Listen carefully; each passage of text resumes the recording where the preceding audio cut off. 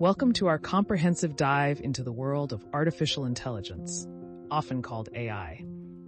It's a story that spans decades, shaped by visionaries, breakthroughs, setbacks, and everyday innovations that have become as routine to us as flipping on a light switch.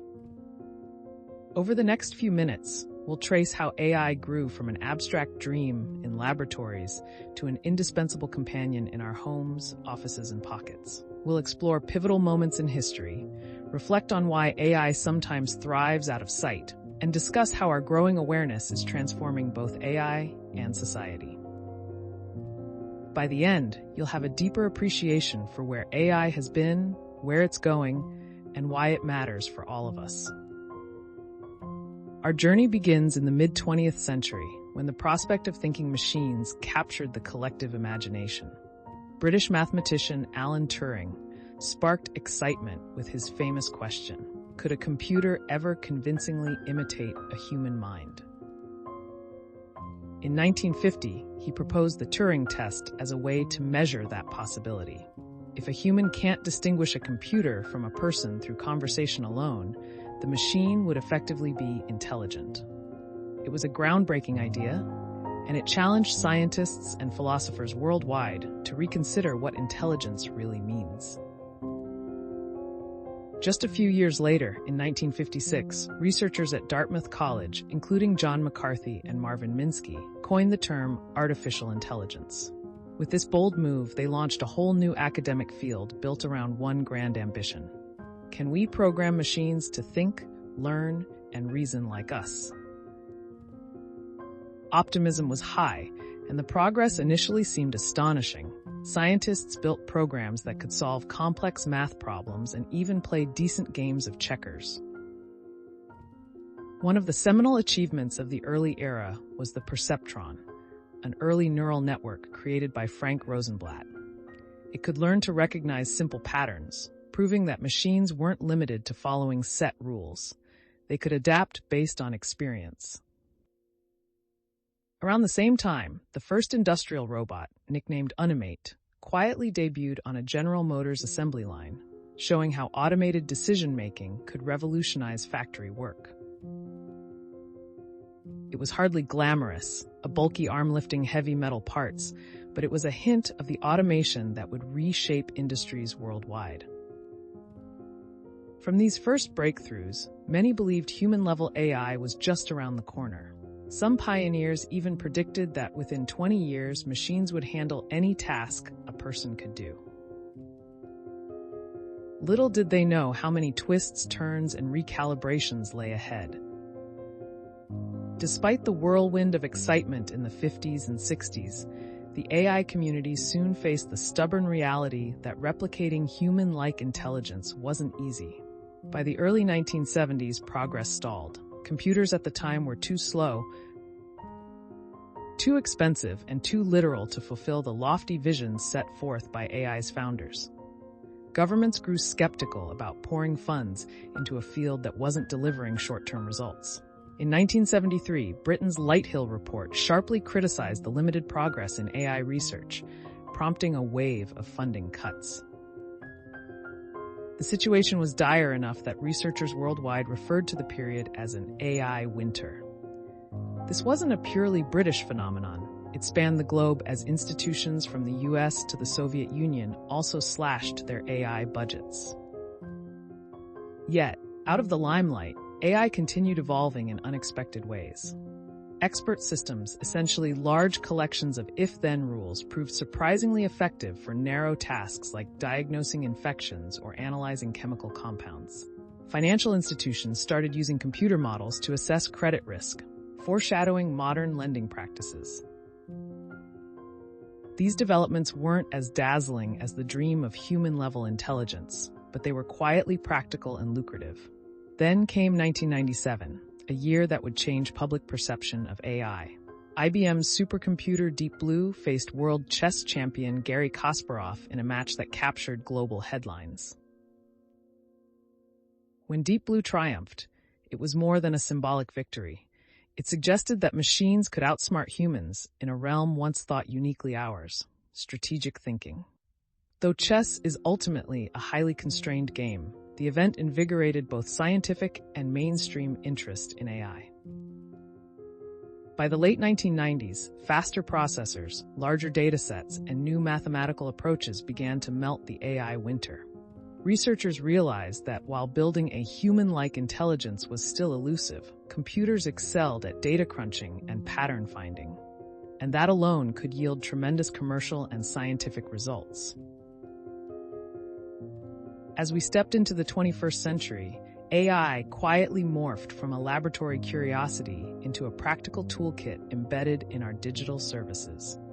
The early 2000s saw the internet explode into a global marketplace, generating oceans of data in the process.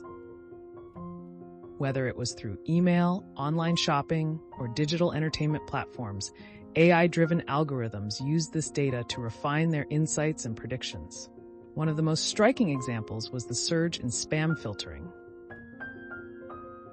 Services like Gmail used machine learning algorithms trained to identify patterns in massive data sets to detect unwanted emails.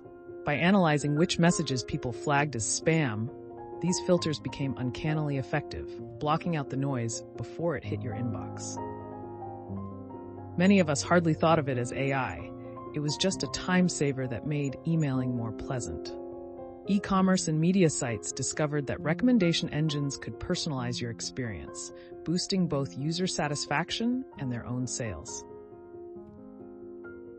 Amazon's product suggestions and Netflix's movie picks quietly steered people to new finds. A significant chunk of online sales and streaming hours soon traced back to these recommendation systems. Once again, AI was working behind the scenes, wielding big impact with little fanfare. Meanwhile, search engines like Google fine-tuned their ranking algorithms, using machine learning to sort web pages more effectively. The rise of data-hungry approaches meant the more people searched, the better these engines became at guessing what we wanted. For many, it felt as though Google could read our minds. In reality, it was simply an AI learning from countless user queries. By the end of the decade, smartphone adoption was on the rise, setting the stage for a new chapter in how AI would become interwoven with day-to-day routines.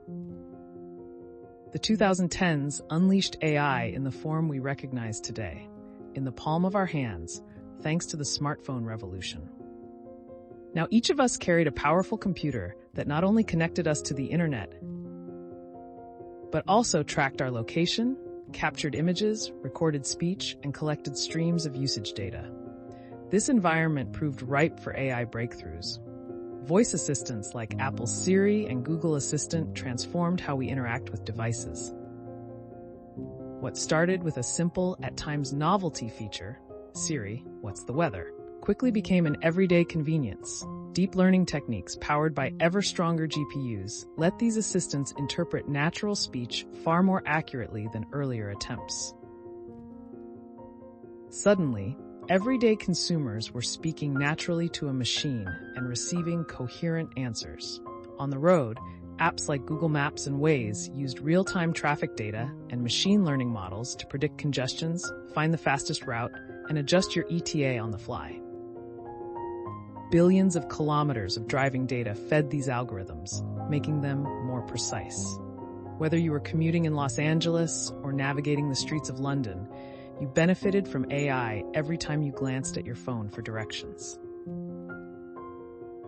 And let's not forget the new wave of social media algorithms. Platforms like Facebook, Twitter, and Instagram leveraged AI to show us what they believed we most wanted to see. Friends updates, trending topics, or targeted ads. The effect on global communication was massive, shaping everything from our personal networks to political discourse. By the mid-2010s, the question wasn't whether we were using AI, but rather if we could go a single day without it. Then came the early 2020s, and AI took a giant, highly visible leap forward. Deep learning had unlocked new frontiers, most notably in the domain of generative AI, models capable of producing text, images, and even music that rivaled or sometimes surpassed human creativity. In late 2022, ChatGPT from OpenAI burst onto the scene, reaching 1 million users in just 5 days. People marveled at how it could write coherent essays, poems, and dialogues about nearly any topic. For many, this was a turning point. AI was no longer a distant concept or an invisible feature. It was now a dynamic persona you could chat with in real time. The mainstream media buzzed with stories of students using ChatGPT for homework, professionals asking it to draft emails or code, and novices exploring topics once thought outside the realm of AI. This shift also brought controversies, from academic integrity to data privacy and ethical concerns about how such systems are trained.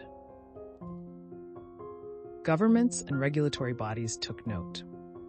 The European Union proposed an AI Act to define and regulate different risk levels of AI applications, and debates intensified globally on the future implications of these technologies. After decades of quiet infiltration, AI's presence was finally laid bare, and everyone, from policymakers to the average smartphone owner, was forced to grapple with the promise and peril it represented. Today, we find ourselves at a crossroads. AI is everywhere, from your car's route guidance to your streaming recommendations, from financial decisions to how your social media feed is curated. The path ahead is both exhilarating and uncertain. As a society, we're shifting from passive users to active participants, questioning how algorithms are built and who holds the power to shape them. In a way, this evolution is an echo of AI's earliest days. Big questions about the nature of intelligence, the potential for machines to match or exceed human capability, and what responsibilities we share in guiding this technology. After all, AI is a tool forged by human hands, reflecting our biases, our aspirations, and our ethics. Recognizing that truth is the first step toward harnessing AI's vast potential responsibly. So the next time an app predicts what you'll watch, buy, or type, take a moment to appreciate the decades of triumphs, stumbles, and quiet progress that made it possible. You're not just using a device, you're continuing the grand experiment begun by Turing, Minsky, and generations of dreamers who believed machines could one day do the unimaginable.